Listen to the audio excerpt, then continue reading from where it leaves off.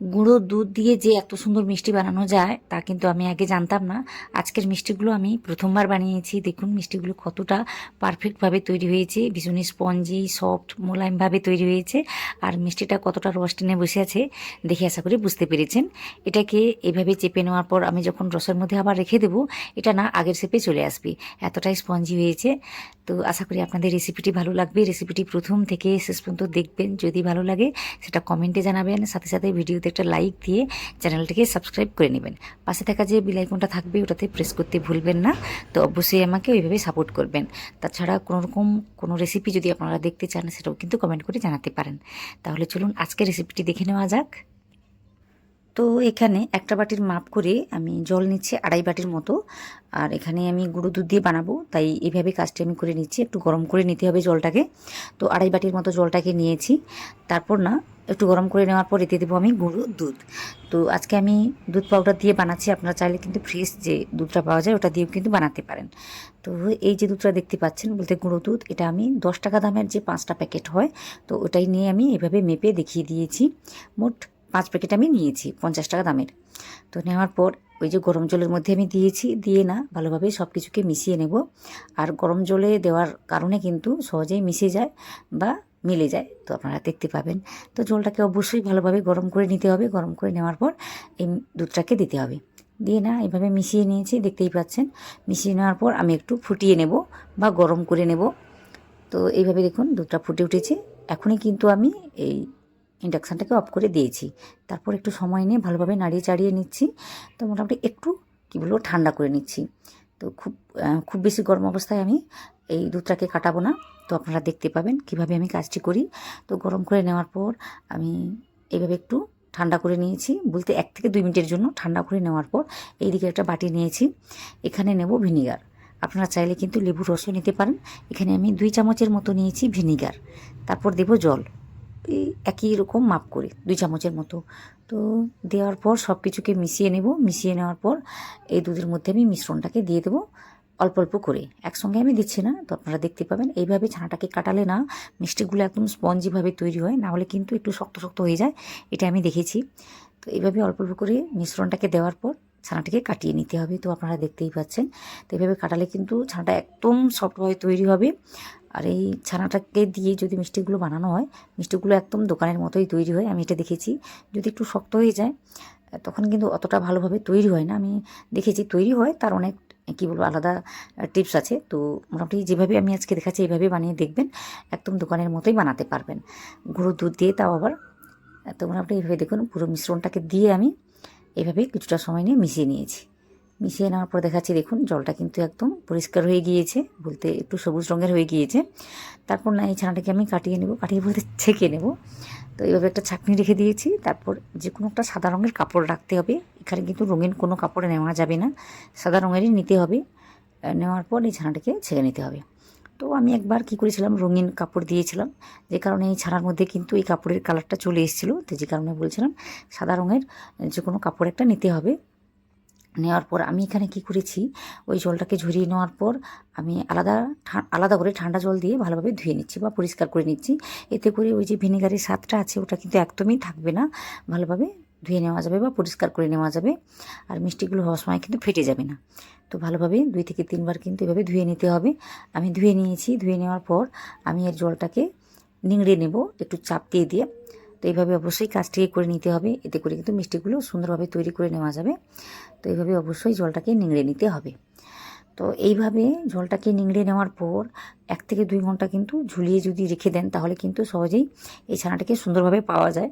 তো আজকে আমি 5 থেকে 10 মিনিটের মতো রেখে তারপর কাজটি করে দেখাবো। তো যে কারণে একটু বেশি করে নিংড়ে নিচ্ছি। এইভাবে নিংড়ে নেওয়ার পর আমি কি করেছি, আলাদা করে একটা বাটিতে জল নিয়েছি। জলটাকে নিয়ে না এই ছানার উপরে আমি রেখে দিয়েছি। জল বলতে একটা পাত্রের মধ্যে নিয়েছি, যেন ভারী কিছু জিনিস একটা হয়, তো সেটা বুঝে শুনে কাজটি করে নিতে হবে। তো এইভাবে জলটাকে একটা পাত্রের মধ্যে নিয়ে বসিয়ে দিয়েছি। এতে করে কিন্তু ছানা থেকে যে এক্সট্রা জলটা আছে ওটা কিন্তু ঝরে যাবে। তো ঝরে যাওয়ার পর দেখাচ্ছি মোটামুটি 10 মিনিট হয়েছে, বেশি সময় কিন্তু হয়নি। তো একটু সময় ধরে রেখে দেবেন, এতে করে ফলটা ভালোভাবে পাবেন। তো এখানে মোটামুটি এই সময়টা নিয়ে আমি রেখেছিলাম। আর যদি দেখেন ছানাটা ভীষণই নরম হয়ে আছে তখন কি করবেন, একটু বাতাসের মধ্যে রেখে দেবেন। এতে করে কিন্তু একটু শক্ত শক্ত হয়ে যাবে ছানাটা। আর যদি দেখেন যে ভীষণই শক্ত শক্ত হয়ে গিয়েছে, তখন 1 চামচ থেকে 2 চামচের মতো জলটাকে মিশিয়ে কাজটি করতে পারেন। তো এখানে আমি কিছুই দিইনি। তো এখানে অনেকটাই নরম আছে, তাও একটু সাহস নিয়ে কিন্তু কাজটি করে ফেলেছি। এতে করেও কিন্তু আমি কাজটি একদম সুন্দরভাবে করে ফেলেছি, তো আপনারা দেখতে পাবেন। তো ছানাটিকে নেওয়ার পর আমি হাত দিয়ে একটু ম্যাশ করে নিচ্ছি। অবশ্যই একটু সময় নিয়ে ম্যাশ করতেই হবে, তো অবশ্যই এইভাবে কাজটি করে নিতে হবে। তো দেখুন এভাবে ম্যাশ করে নেওয়ার পর আমি হাতের তালু দিয়েও ম্যাশ করে নেব। একদম মসৃণভাবেই কিন্তু কাজটিকে করে নিতে হবে, তবে কিন্তু ফলটা ভালোভাবে পাওয়া যাবে। তো দেখতেই পাচ্ছেন একটু কিন্তু জলটা আছে এই ছানার মধ্যে, দেখতেই পাচ্ছেন। তো এতে ভয় পাওয়ার কিছুই নেই। হালকা হাতে প্রেস দিয়ে দিয়ে এইভাবে ছানাটিকে মেখে নিতে হবে। তো বলতে পারেন এখানে 5 থেকে 7 মিনিট কিন্তু সময়টা লেগে যায়। এইভাবে মেখে নিতেই হবে, না হলে কিন্তু মিষ্টিগুলো সেভাবে তৈরি হবে না। তো একদম মসৃণভাবে কাজটি করে নিতে হবে। তো এইভাবে আমি 5 থেকে 7 মিনিট মেখে নেওয়ার পর এতে একটা জিনিস দিয়েছি। তো সেটা হলো ওই যে কর্নফ্লাওয়ার। আমি কি বলবো, হাফ চামচেরও কম দিয়েছি বলতে পারেন। এই চামচের 3 ভাগের 1 ভাগ আমি দিয়েছি কর্নফ্লাওয়ার। এটা কিন্তু বেশি দেওয়া যাবে না, অল্প করে দিতে হবে, না হলে কিন্তু মিষ্টিগুলো একদম শক্ত শক্ত হয়ে যাবে। আমি একদম অল্প করে দিয়েছি, আশা করি আপনারা দেখেছেন। এটা দেওয়ার কারণে কিন্তু মিষ্টিগুলো একদম মসৃণভাবে তৈরি হয়, বলতে বাইরের দিকটা একদম মসৃণভাবে দেখতে লাগে, না হলে কিন্তু মিষ্টিগুলো একটু ফাটা ফাটা মনে হয়। তো এটা না দিয়েও কিন্তু মিষ্টিগুলো বানাতে পারবেন। তো আজকে আমি অল্প করেই দিয়েছি, একদম অল্প করে, আশা করি আপনারা দেখেছেন। এটা দিয়ে আরও একটু সময় নিয়ে মেখে নিয়েছি। তো মোটামুটি 5 থেকে 7 মিনিট কিন্তু সময়টা লেগেছে। আর এইভাবে একদম সফটভাবে মেখে নিয়েছি।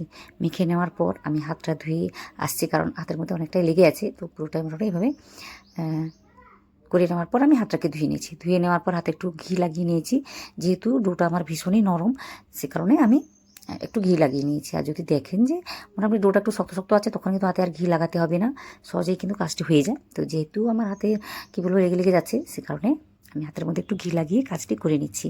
তো অল্প করে একটু নিয়েছি, খুব বেশি বড় করে বানাবো না, আবার খুব বেশি ছোট করেও বানাবো না। তো আপনারা দেখতে পাবেন কীভাবে বানাই। তো যে কারণে এইভাবে আমি লেচিগুলোকে বা গোল্লাগুলোকে তৈরি করে নিচ্ছি। একদম স্মুথ করে কিন্তু বানিয়ে নিতে হবে, কোনো রকম ফাটল বা ক্র্যাক কিছুই যেন না থাকে, সেদিকে একটু খেয়াল করতে হবে। তো এইভাবে মোটামুটি সবকটা তৈরি করে নিচ্ছি। তৈরি করে নেওয়ার পর দেখাচ্ছি কটা হয়েছে। তো আপনারা গুনে ফেলুন কটা হয়েছে। তো মোটামুটি এভাবে তৈরি করে নিয়েছি একদম স্মুথভাবে। তারপর ওই দিকে না, আমি যেই পাত্রের মধ্যে বানাবো সেই পাত্রের মধ্যে আমি চিনিটাকে নেব। তো ওই বাটির মাপ করে নিয়েছি 1 বাটি চিনি। তারপর দিয়ে দেব জল। তো এখানে 2.5 থেকে 3 কাপের মতো জলটাকে দিয়ে দিতে হবে। পাতলা রসের মধ্যে কিন্তু এই মিষ্টিগুলো খুব সুন্দরভাবে তৈরি হয়। খুব বেশি ঘন রসে কিন্তু এই মিষ্টিগুলোকে তৈরি করতে গেলে মিষ্টির ভেতরটা না শক্ত শক্ত থেকে যায়। তো যে কারণে এখানে 2.5 থেকে 3 কাপের মতো জলটাকে দিয়েছি। তাছাড়া পরেও কিন্তু আমি অ্যাড করবো, আপনারা দেখতে পাবেন। তো এটাকে দিয়ে আমি গ্যাসের মধ্যে বসিয়ে দেব। বসিয়ে দেওয়ার পর চিনিটাকে মিশিয়ে নিচ্ছি। তো এইভাবে কিন্তু মিশিয়ে নিতে হবে। আর অন্যদিকে আমি কী করেছি, একদম লো ফ্লেম করে আমি কী করেছি, জলটাকে বসিয়ে রেখেছি আলাদা করে, কারণ জলটা আমার লাগবে। তো অবশ্যই এইভাবে কাজটি করে নিতে হবে। তো দেখতেই পাচ্ছেন চিনিটা কিন্তু মোটামুটি গলে গিয়েছে। তো ফুটটা চলে আসলেই কিন্তু মিষ্টিগুলোকে আমি ছেড়ে দেবো। তো এখানে মোটামুটি চিনিটা গলে গিয়েছে। তো দেখুন এই জলের মধ্যে ফুটটা উঠতে শুরু করেছে। তো এখনও কিন্তু আমি এই গোলাগুলোকে ছেড়ে দেবো। আর এইভাবে অবশ্যই জলটা যেন ফুটে উঠে সেদিকে একটু খেয়াল করতে হবে। তো এইভাবে একটার পর একটা আমি গোলাগুলো ছেড়ে দিচ্ছি। আর অনেকটা সময় ধরে রেখে দেওয়ার কারণে, বলতে মিষ্টিগুলোকে তৈরি করে রেখে দেওয়ার কারণে থালার যে দিকটা আমি থালার দিকে রেখেছি ওই দিকটা কিন্তু মিষ্টিগুলো চ্যাপ্টা হয়ে গিয়েছে। তো হাতের মধ্যে একটু নিয়ে শেপটাকে গোল করে নিচ্ছি, তারপর এইভাবে দিচ্ছি। তো অবশ্যই এইভাবে কাজটি করে নেবেন, না হলে কিন্তু মিষ্টিগুলো হওয়ার পর যে কোনো একটা দিক চ্যাপ্টা মনে হতে পারে। তো যে কারণে বলে দিলাম, চ্যাপ্টা হলেও কিছু যায় আসে না, কারণ বাড়িতে বানিয়ে খাবো, তো সেভাবে কিছু অসুবিধা হবে না। তো এইভাবে মোটামুটি মিষ্টিগুলোকে দিয়ে আমি রান্না করে নেব ঢাকা চাপা দিয়ে, মোটামুটি বলতে পারেন। তো দেখাচ্ছি আমি বলছি, কারণ প্রথম থেকে কিছু বলবো না।